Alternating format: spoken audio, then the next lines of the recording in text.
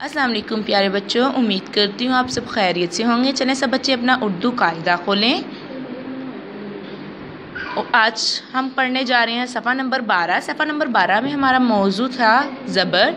ज़बर के बारे में हमने मालूम किया कि यह हर्फ़ के ऊपर आता है और जिस हर्फ़ के ऊपर आता है तो उसकी आवाज़ इस तरह बदल जाती है जैसे कि हर्फ़ के साथ अलिफ लगाया हो, जैसे कि अलिफ के साथ हर्फ़ के साथ अलिफ लगाया हो।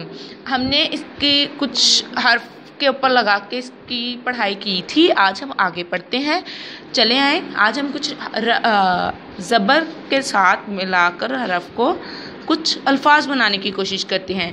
प ज़बर र, प ज़बर र, पर। ठीक है, पढ़े मेरे साथ मिलकर।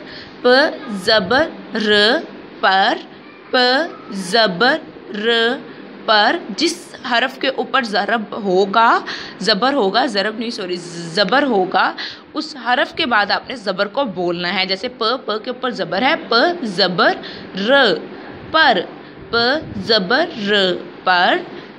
ट ज़बर ब टब, ट ज़बर ब टब, ट ज़बर ब टब।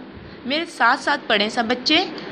अ ज़बर ब अब, अ ज़बर ब अब।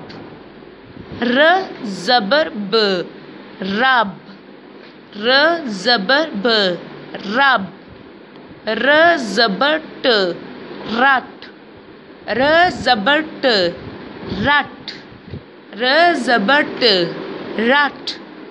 र ज़बर ग रग, र ज़बर ग रग। र ज़बर ज़ सॉरी अ ज़बर ज़ अज़, आ ज़बर ज़ अज़। ज़ ज़बर र ज़र, ज़ ज़बर र ज़र। तो बच्चों आज का हमारा सबक यही एक लाइन है, यहाँ से लेकर यहाँ तक आपने इसको बहुत अच्छे से याद करना है। इसकी इमला करने की कोशिश करनी है, खुद से लिखने की कोशिश करनी है ज़ुबानी रफ़ रजिस्टर पर। इसको बहुत अच्छे से याद कीजिएगा, ये बहुत अहम सबक है और मुझे उम्मीद है आप इसको बहुत अच्छे से याद करेंगे। ओके बच्चों, अल्लाह हाफिज़।